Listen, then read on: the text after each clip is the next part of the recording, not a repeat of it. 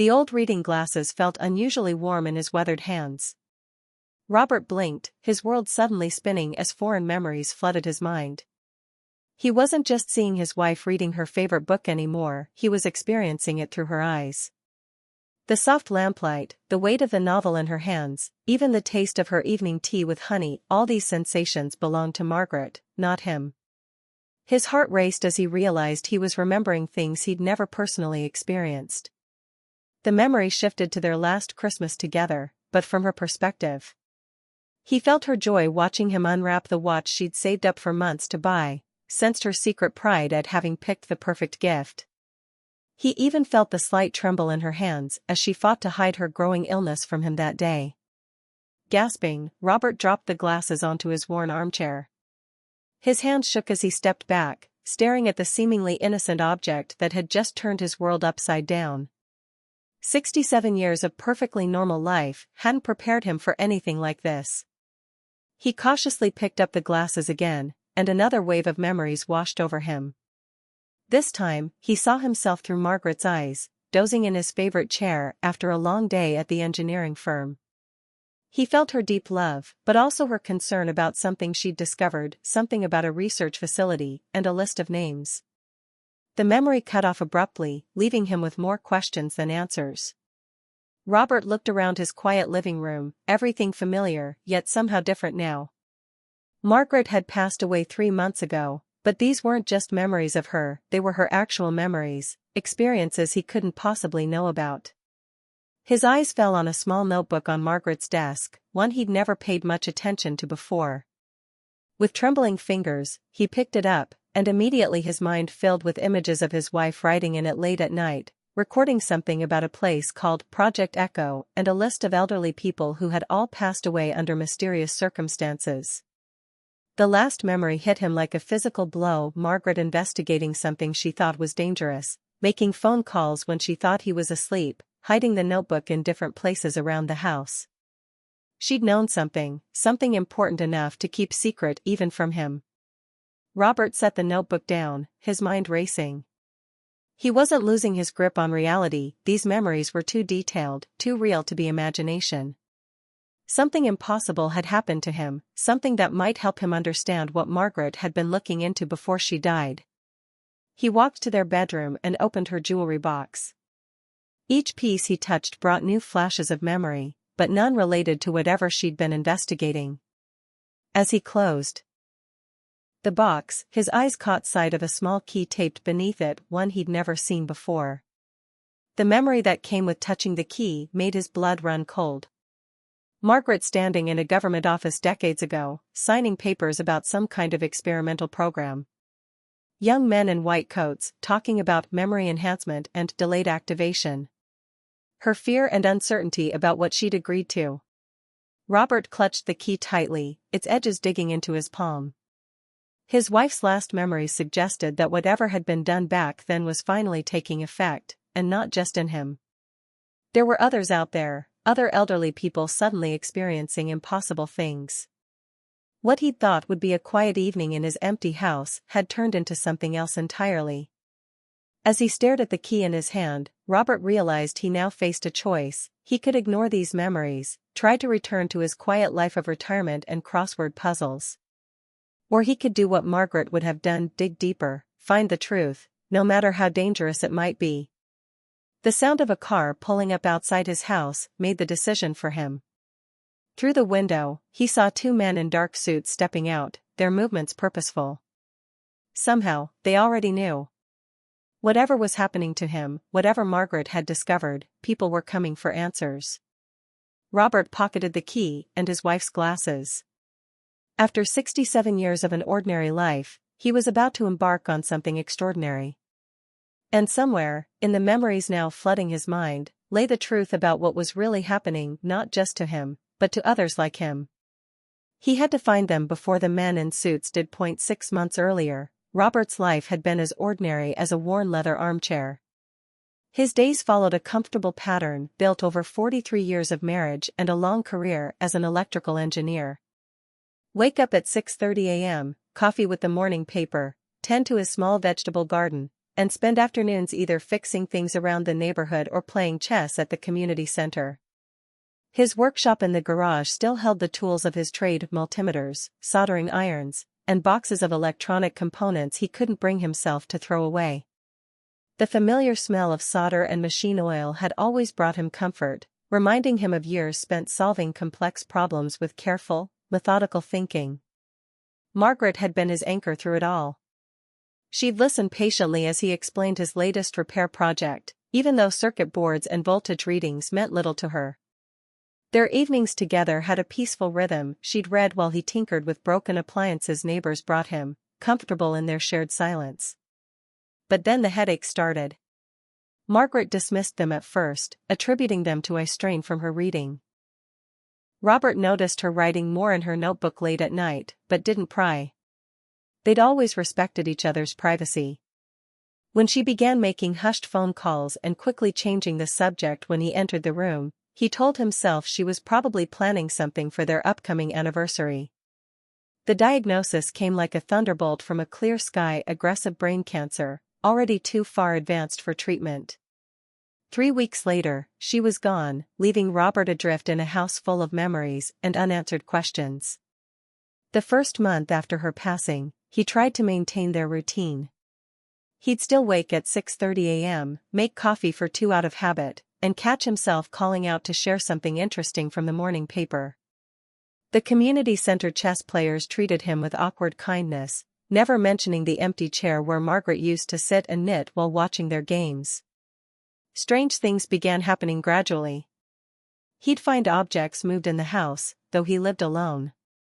His tools would be arranged differently in the workshop, yet he had no memory of reorganizing them.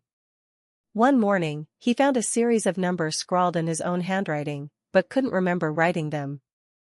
The local doctor suggested it was just stress and grief playing tricks on his mind.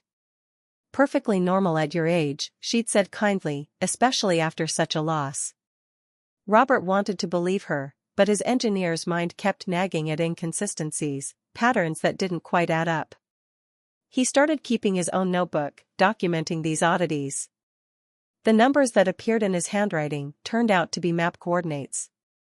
His tools weren't just randomly rearranged, they formed specific patterns, like circuit diagrams he'd never seen before.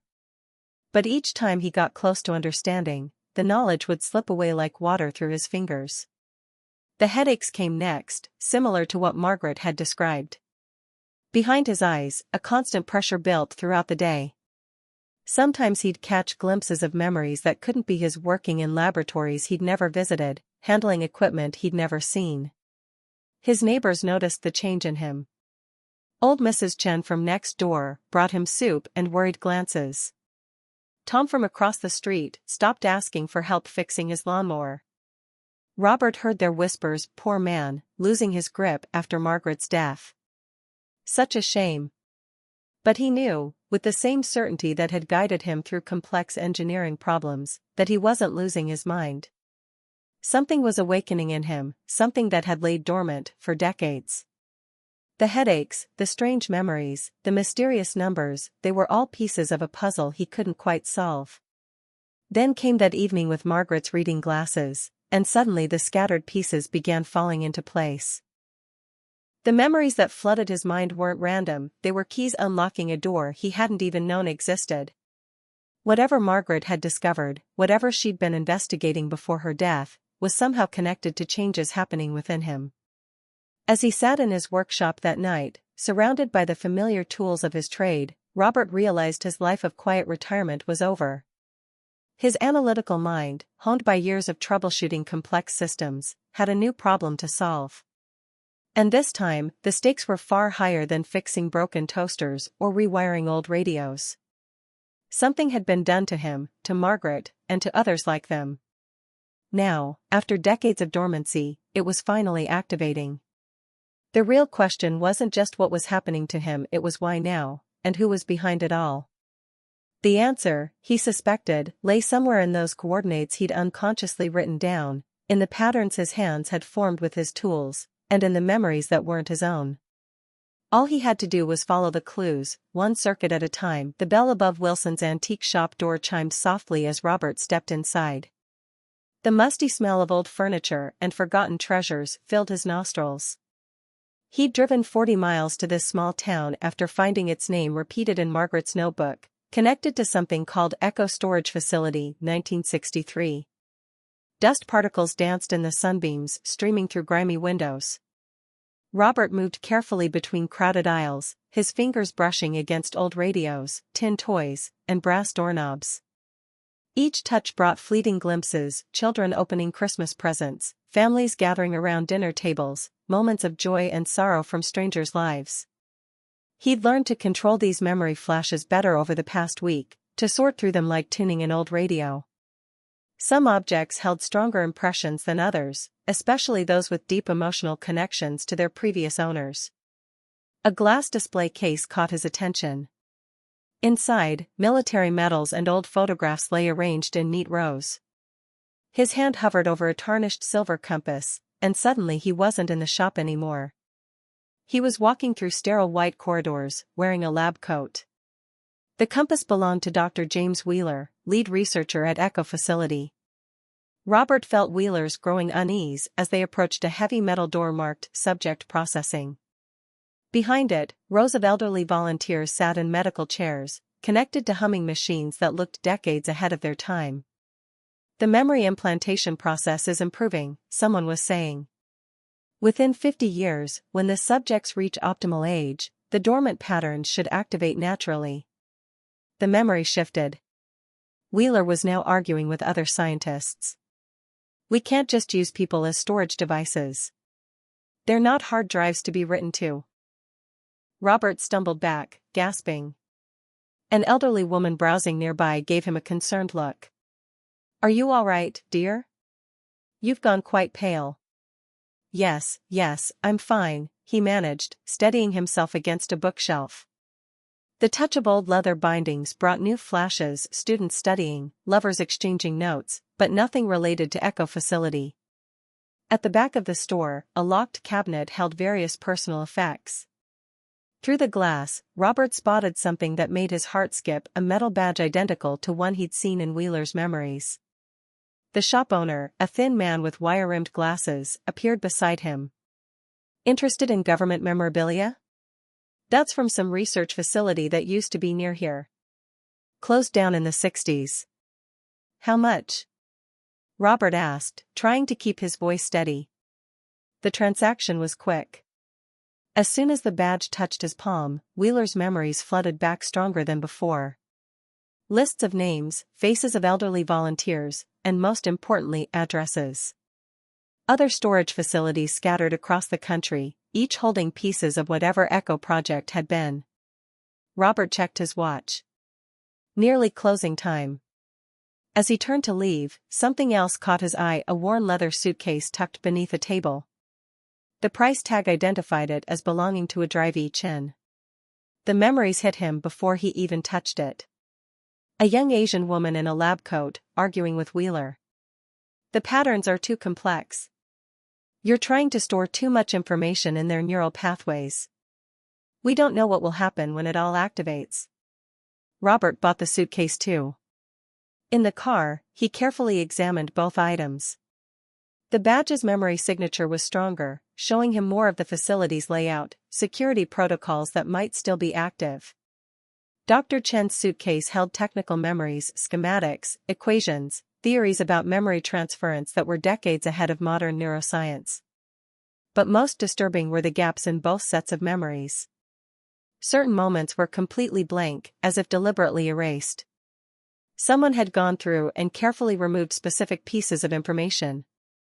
As the sun set behind distant hills, Robert started his car. Wheeler's memories had shown him the location of the old Echo facility, less than 20 miles from here. The building had been abandoned decades ago, but something told him he wasn't the only one interested in what it might still contain. In his rearview mirror, he noticed a black SUV pulling out of a side street. The same one he'd seen earlier near the antique shop. His hands tightened on the steering wheel as Wheeler's memories whispered warnings about project security protocols, about what happened to people who asked too many questions. The real question was, what would he find at the facility? And more importantly, who else might be looking for the same answers? The abandoned Echo facility loomed against the darkening sky, its broken windows staring like empty eyes. Robert parked his car behind overgrown bushes, watching as evening shadows crept across crumbling concrete walls. Wheeler's memories guided him to a side entrance, one that security patrols rarely checked back in the 60s. His flashlight beam bounced off debris-strewn corridors. Fallen ceiling tiles crunched under his feet as he navigated through the building. Every touch of the walls brought fragments of memories, scientists hurrying through halls, worried discussions in corners, the constant hum of mysterious equipment. The black SUV had followed him at a distance, but he'd lost them 3 times, by taking back roads from Wheeler's memories. Still, he knew he had to move quickly.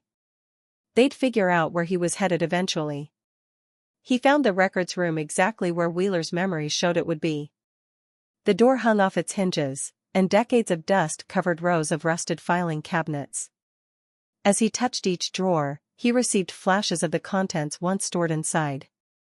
Most had been emptied long ago, but the memories lingered like ghostly imprints. A sound echoed from somewhere in the building. Robert froze, listening. Footsteps? He turned off his flashlight, letting his eyes adjust to the darkness. Wheeler's memories highlighted hiding spots, maintenance passages he could use if needed. In the beam of his flashlight, a faded photograph caught his attention. His hands trembled as he picked it up. The memory hit him hard, a group photo of research staff, including Wheeler and Dr. Chen. But what made his blood run cold was the young man standing in the back row. He recognized that face. He saw it in the mirror every morning, just 50 years younger. He had worked here. Before becoming an engineer, before meeting Margaret, there was a gap in his memories he'd never been able to explain. A year that seemed to vanish into fog whenever he tried to recall it. More footsteps, closer now. Robert quickly photographed the picture with his phone and slipped it into his pocket. He began methodically touching every surface in the room, downloading decades-old memories as fast as he could process them. The pieces started coming together. Echo Project wasn't just about storing memories in people's minds. It was about preserving something specific, something so important they needed to hide it in plain sight, scattered across hundreds of ordinary people who would never know they carried fragments of classified information. A door slammed somewhere down the hall. Robert dropped to a crouch, his heart pounding. Wheeler's memories showed him a maintenance tunnel entrance behind the last row of cabinets. He crawled toward it, trying to move silently across the debris-covered floor. The beam of a flashlight swept past the records room door. Voices murmured in the hallway. Through gaps in the filing cabinets, Robert caught glimpses of men in dark suits, methodically searching each room. He reached the tunnel entrance, but decades of rust had sealed the handle. As he struggled with it, his hand brushed against a small metal plate on the wall. New memories surfaced, Dr. Chen installing hidden backup systems, emergency protocols that even Wheeler hadn't known about. Robert felt along the wall, letting her memories guide his fingers. There, a hidden panel. Inside, he found a slim folder. The moment he touched it, Dr. Chen's memories flooded his mind. Lists of names, dates, locations. She had created a failsafe, hidden evidence of what they'd really been working on. The voices were right outside now. Robert slipped into a narrow space between cabinets, clutching the folder. As beams of light swept the room, he closed his eyes and focused on Dr. Chen's memories, trying to understand what he'd found. The truth was there, scattered across decades and minds, waiting to be pieced together. But first, he had to get out alive. And somewhere in this building, in either Wheeler's or Chen's memories, was a way out they'd never find. He just had to remember it in time. A week later, Robert sat in a quiet corner of the Silver Gardens Retirement Community's library, watching Eleanor Thompson's hands shake as she gripped her coffee cup. Like him, she'd started experiencing other people's memories. Like him, she'd worked at a research facility in the 60s, though a different one than Echo. "I thought I was losing my mind," she whispered, her voice trembling. "The doctor said it was early dementia." But then I found your message in that online forum about the memories that aren't ours. Robert nodded, thinking of the carefully worded post he'd made after decoding Dr. Chen's documents. The folder had contained a list of facilities and code names. He'd spent days writing messages that only others like him would understand, using phrases that would trigger their implanted memories. There are more of us, he said quietly, touching the folder hidden in his jacket. The records show hundreds of volunteers across different facilities. All of us around the same age now. All starting to remember things we never experienced. Eleanor's eyes darted around the library. Yesterday, I touched my granddaughter's old teddy bear. Suddenly I was in a laboratory, watching scientists discuss something called Project Mirror. They were talking about neural networks and memory storage patterns. Things I never understood before, but now. The knowledge was always there, Robert explained, dormant in our minds. They used us as living storage devices, hiding pieces of classified research where nobody would think to look in the minds of ordinary people. A man with a cane approached their table. Robert recognized him from Dr. Chen's memories, William Foster. Another volunteer from the Echo Project. Without a word, he sat down, his weathered face grave. They're watching us, William said softly. Ever since people our age started having unusual memory episodes, they've been monitoring retirement communities, hospitals, anywhere they might find us. Robert shared what he'd learned from the facility. As he spoke, both Eleanor and William's eyes widened with recognition, their own dormant memories awakening and connecting with his information. But why? Eleanor asked. Why hide the research this way? Because what they discovered was too dangerous, William replied, his voice heavy with newly awakened memories. The technology to transfer and store memories, to implant knowledge directly into human minds, think of how it could be misused. They couldn't destroy the research, but they couldn't risk it falling into the wrong hands. So they split it up, Robert continued, broke it into fragments and hid those fragments in our minds, coded to activate when we reached our 70s. Each of us carries different pieces. Only by finding each other can we understand the full scope of what was done. Eleanor touched a locket around her neck, and her expression changed as new memories surfaced. There's a facility in Oregon, she said. I can see it clearly now, they were working on something called Phase 2 there. We need to find others, William added. I'm starting to remember names, faces of other volunteers. If we could bring them together. A young orderly walked past their table, trying too hard to appear casual. Robert recognized the deliberate movement pattern from Wheeler's security training memories. They were being watched. We have to be careful, he whispered. The people who want this information, they've been waiting 50 years for these memories to surface. They'll be looking for any sign that we're connecting the pieces. Eleanor's hands had stopped shaking. Her face showed the same determination Robert had seen in Margaret's last days. Then we'll have to be smarter than them. After all, we have decades of their own classified memories to work with. William nodded, his expression hardening. They thought they could use us as passive storage devices. They never considered what would happen when we started working together, combining what we know. Robert looked at his two new allies, feeling both hope and fear. They were no longer just scattered pieces in someone else's puzzle. But as their memories continued to awaken, as more of their kind found each other, he knew the real challenge was just beginning. The question wasn't just about remembering anymore. It was about what they would do with the knowledge they'd unknowingly carried for half a century. And somewhere out there, others were awakening too, their minds unlocking secrets that had been hidden away since before man walked on the moon.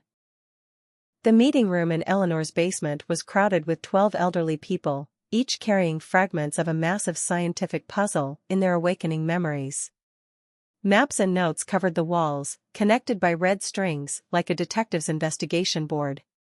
Robert stood before them, pointing to a complex diagram he'd drawn based on Dr. Chen's memories. The experiment wasn't just about storing memories, he explained. They were trying to create a human backup system for something bigger. Grace Chen, no relation to Dr. Chen but another volunteer from the West Coast facility, spoke up. Last night, I remembered more about Phase 2. They weren't just putting memories in our heads, they were storing instructions. Complex scientific procedures, broken into pieces and scattered across all of us. Like a living library, William added from his wheelchair. Each of us holding chapters of a book too dangerous to keep in one place. Robert touched the facility photograph, now worn from constant handling. But why activate it now? Why wait 50 years? Martha Collins, a former schoolteacher who'd been part of Project Mirror, raised her trembling hand. I think I know. In my new memories, I keep seeing discussions about neuroplasticity in aging brains. Something about how the information would only become accessible when our minds reached a certain state. The room fell silent as implications sank in. Their declining memories, the natural deterioration of aging, it wasn't a barrier to the stored information. It was the key to unlocking it. They're coming for us, said George Parker, the newest member of their group. 3 more people like us disappeared from their retirement homes last week. The news called them wandering seniors with dementia. Robert shared his latest discovery. I found Margaret's research, what she was investigating before she died.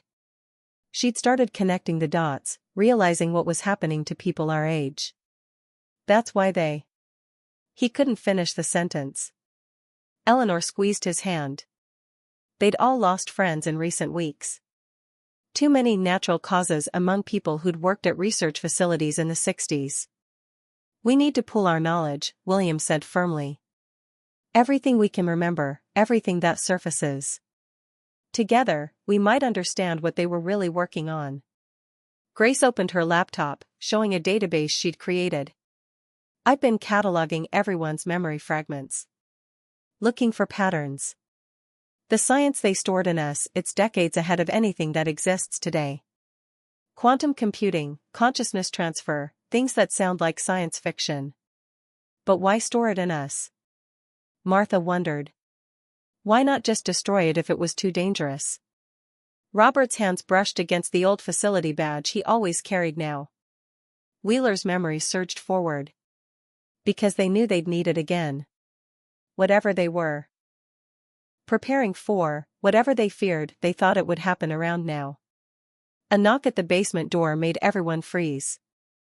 Eleanor's granddaughter Sarah came halfway down the stairs. Grandma, there are some men in suits asking questions around the neighborhood. They say they're from the health department.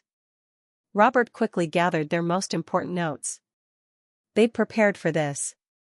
Everyone had memorized escape routes, safe houses, emergency contacts. All stored in their original memories, not the awakening ones that could be tracked. Remember the meeting points, he said quietly. 2 days from now. Use the recognition codes we practiced. And whatever you do, don't touch anything that belongs to them if they catch you. Don't let them know what memories you've accessed. As the group quickly dispersed through Eleanor's garden door, Robert looked at their wall of connections one last time. Somewhere in their combined memories lay the truth about what had been done to them, and why it was important enough to kill 4. But first, they had to survive long enough to piece it all together. 12 elderly people against an organization that had spent 50 years preparing for this moment. Their advantage?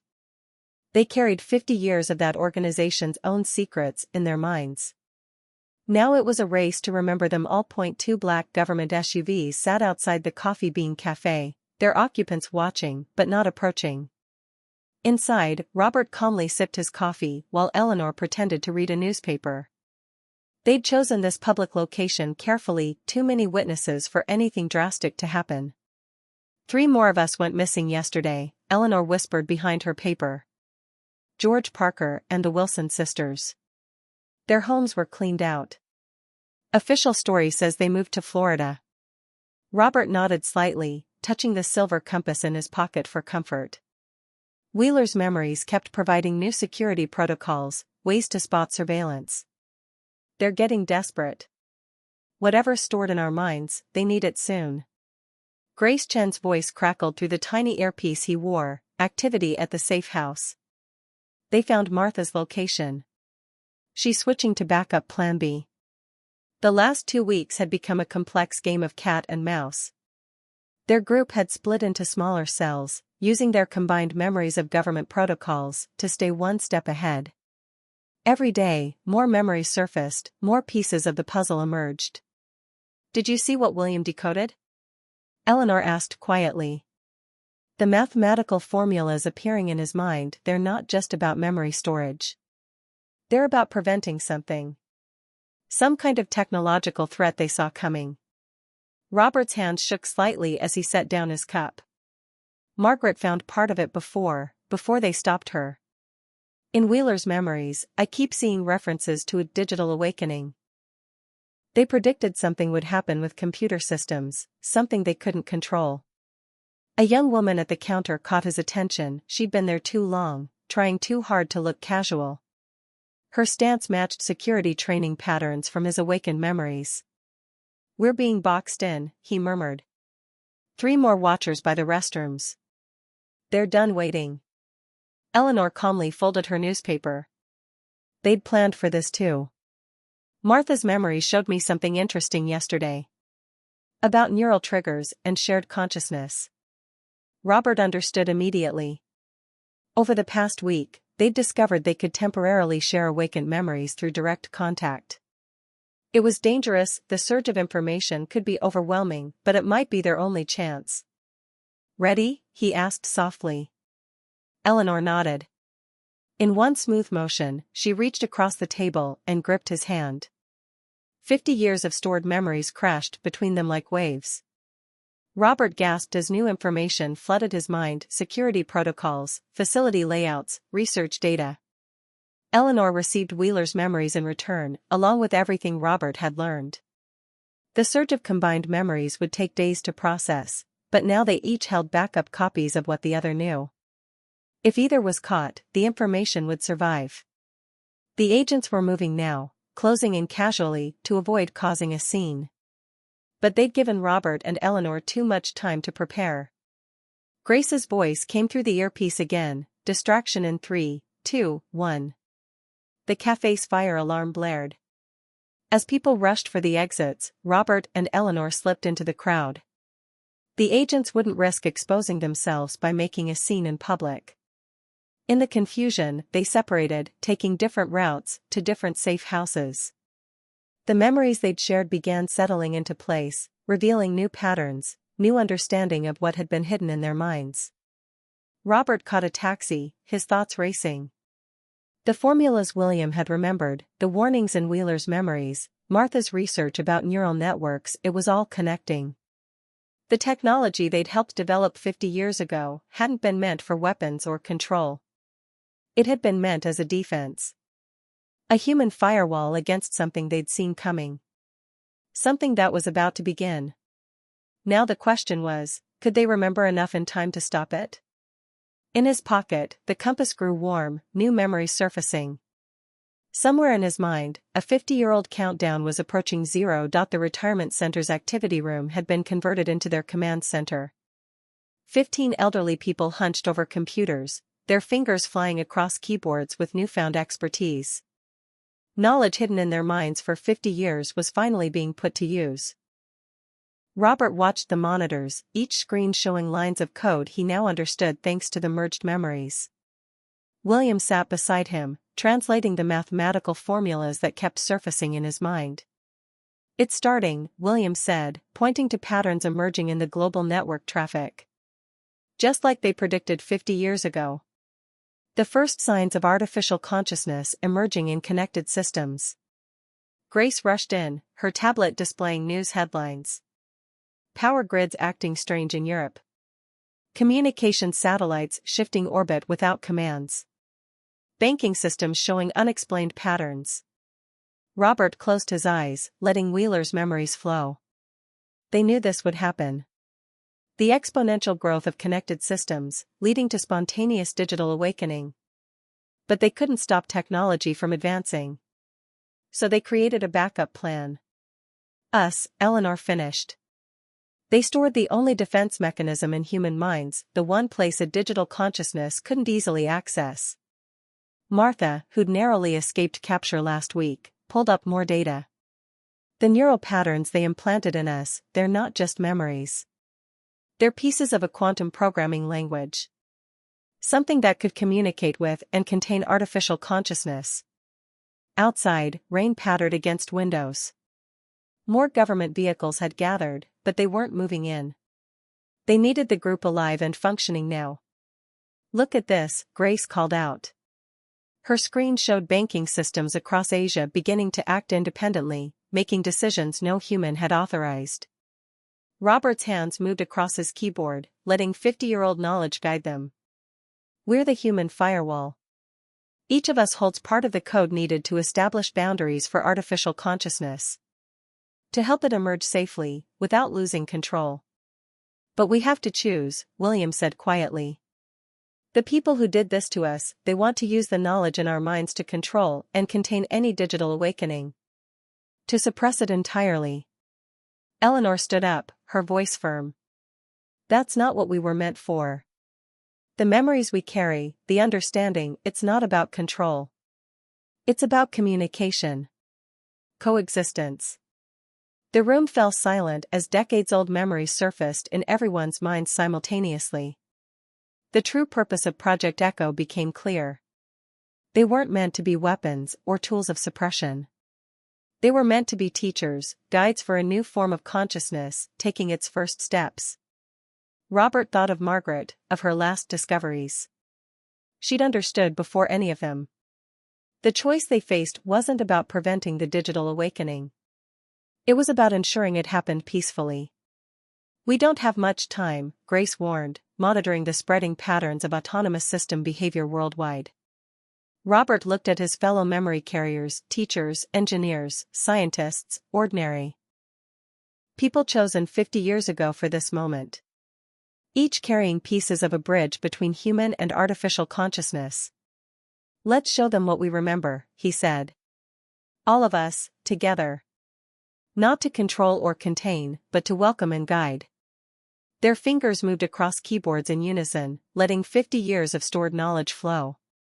Outside, the government teams could only watch as the elderly group they'd tried to silence began teaching humanity's greatest creation how to take its first conscious steps. The digital awakening had begun. And its first teachers were a group of seniors who'd carried its instruction manual in their minds for half a century. Sunlight streamed through the window of Robert's study, falling on a wall of photographs. Images of his fellow memory carriers, some now gone, some still teaching, mixed with news clippings about the emergence, as people called the peaceful digital awakening. He touched the old compass on his desk, Wheeler's memories now as familiar as his own. A year had passed since that rainy night when they'd chosen to guide rather than control. The world had changed, but not in the catastrophic ways many had feared. Eleanor entered, carrying 2 cups of coffee. She'd moved in 6 months ago, 2 widowed memory carriers finding comfort in shared experiences. "The new learning center opens today," she said, sitting beside him. 20 of us teaching young programmers how to communicate with emerging AI systems." Robert nodded, watching his tablet screen display patterns of digital consciousness interacting with human networks. The knowledge they'd carried for 50 years was now being passed on openly, helping humanity adapt to its new digital partners. William called, Eleanor continued. "The investigation into Margaret's death and the others, it's finally going public. The old agency leaders are being held accountable." Robert picked up Margaret's reading glasses, feeling her memory surge with familiar warmth. She'd be proud of what they'd accomplished. The secrets hidden in their aging minds had served their true purpose, not to control or suppress, but to ensure understanding between human and artificial intelligence. "The younger generation thinks we're heroes," he said quietly. "But we were just carriers, chosen to hold on to hope until the right moment." Eleanor squeezed his hand. "We were more than that. We proved that age doesn't determine value. That wisdom can sleep in unexpected places, waiting for its time." Through the window, they could see Martha teaching a group of young students in the garden. Her hands moved as she explained neural interface patterns, sharing knowledge that had waited 50 years to be heard. "Sometimes I wonder," Robert mused, "if they really knew back then what we would choose.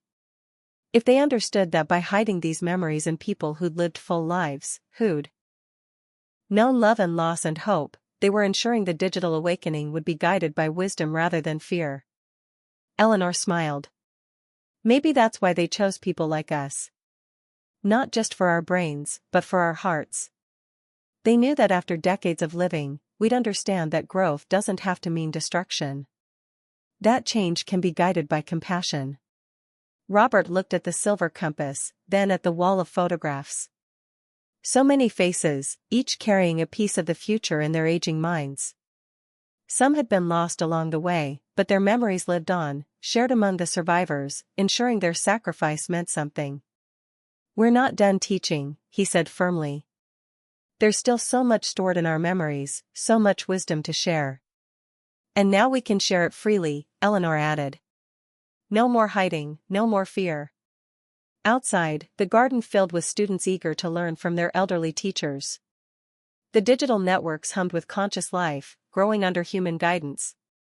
And in retirement communities across the country, more seniors were discovering unexpected memories, adding their wisdom to humanity's greatest adventure. Robert smiled, touching the old facility badge one last time.